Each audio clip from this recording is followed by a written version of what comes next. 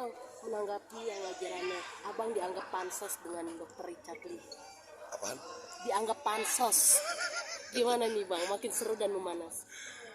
Yang pertama, kalau saya ya setiap orang kan berhak untuk menyatakan pendapat itu dulu, bebas-bebas aja dan menurut saya sah-sah aja.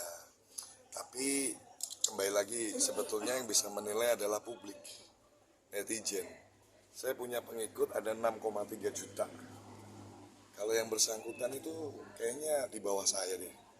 Yang pertama, kalau mau pansos nyari yang lebih terkenal sih, yang lebih heboh gitu ya. Tujuan saya cuma satu sih, hanya untuk mengingatkan teman-teman konten kreator, youtubers, tiktokers, influencer, cari konten lain lah yang lebih yang lebih bisa menyejukkan umat, yang lebih bisa menyejukkan masyarakat. Karena kalau kita mengangkat isu-isu tentang suku, agama, ras dan antar golongan, saya yakin pasti akan ada perdebatan, akan ada potensi konflik ya, bisa ada potensi konflik di situ. Jadi kembali lagi, istilah pansos itu lebih layak disematkan untuk seseorang yang tidak dikenal sama sekali oleh publik, terus dia dompleng popularitas orang yang udah dikenal. Lah ini pengikut saya lebih banyak daripada dia, jadi ya sudah sah-sah aja lah. Cuman kan kalau saya nggak salah dengar tadi dari kuasa hukum saya, kayaknya yang bersangkutan itu udah kena LP lagi kayaknya di Polda Metro. Ada laporan lagi. Jadi kayaknya udah kena 2 LP, ya kan?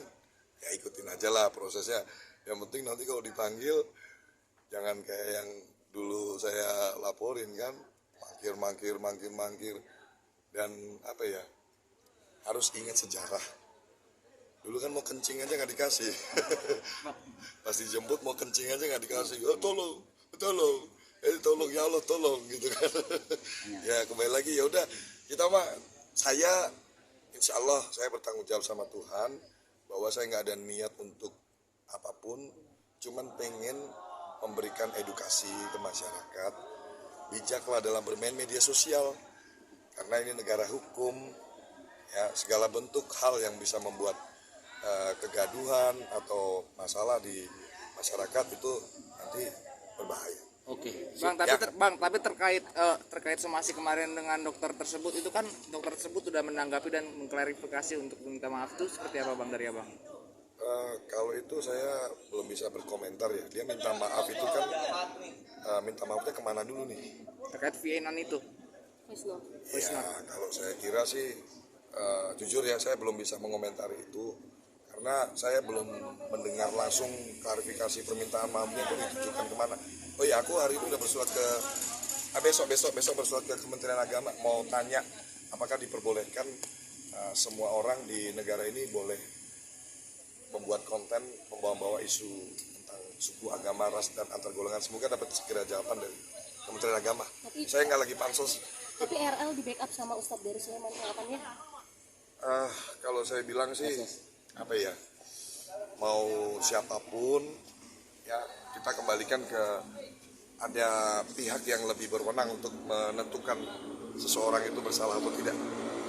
Ya, saya kira tidak berpengaruh lah itu ya, backup apa itu saya kira tidak terlalu berpengaruh. Karena kembali lagi kan negara ini kan negara hukum. Biar proses itu kan nanti dari pihak berwenang yang menentukan. Tapi saya cuma mau menanggapi poinnya adalah mengenai tadi pertanyaan Mbak, katanya saya dibilang pansos, saya udah jawab ya. Jadi buat apa saya pansos sama dia followersnya juga lebih dikit daripada saya kok, ya kan? Saya juga nggak nyari tenar, nggak makan duit dari ketenaran, malah yang bersangkutan inilah yang saya duga agak gimana ya, masyarakat harusnya cerdas sih melihat sih. Kalau dia ngaku dia orang kaya, harusnya sih nggak terlalu ngarepin dari uang AdSense sih ya. Bener nggak sih? Kalau dia beneran kaya beneran sih ya, uang AdSense itu saya malah ya nanti takutnya jadi riak ya. Saya itu uang segitu ya kita buat bagi-bagi ke masyarakat, buat berangkatin umroh. Besok ini saya nganterin umroh 3 orang gitu kan. Nanti Februari 15 orang, ya kan. Jadi apa ya? Ya lebih baik dia bikin konten-konten yang berbagi, menyejukkan gitu. Tapi saya masih berharap sih yang bersangkutan ini beneran dapat hidayah ya.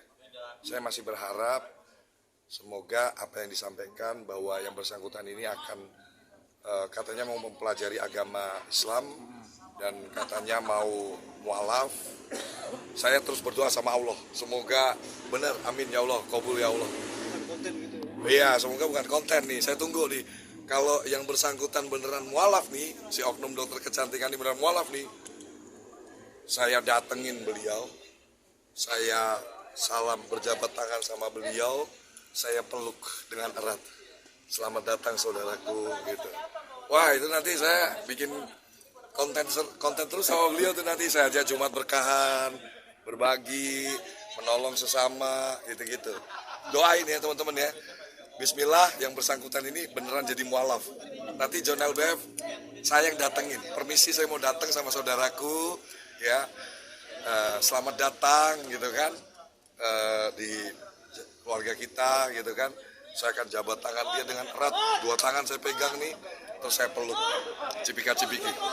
Masya Allah. Semoga dikabul sama Allah nih. Semoga bukan hanya buat konten. Dia mau mualaf itu semoga bukan hanya untuk konten ya. Kita doakan semuanya gitu. Semoga kabul. Amin. Ya rabbal alamin. Tapi terakhir tadi yang abang pengen ke Kementerian Agama. Ini bagian dari uji coba dari Bang John sendiri. Pengen tahu ada nggak aturan-aturan seperti itu? Saya kira memang harus sudah diatur regulasinya. Karena sekarang media sosial kan makin masif nih. Ada TikTok, ada macam-macam lah ya. Jadi saya kira peranan Kementerian Agama kolaborasi dengan Kementerian Kemenkominfo ya untuk bisa bersinergi membuat regulasi-regulasi supaya kalau ide saya mestinya kalau orang mau bawa topik-topik tentang SARA dia harus bersurat dulu.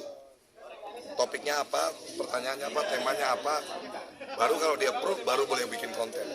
Impian saya ke sana, semoga didengar oleh pemerintah supaya negara ini lebih damai gitu. Dan saya pertegas sekali lagi, saya tidak pansos, enggak.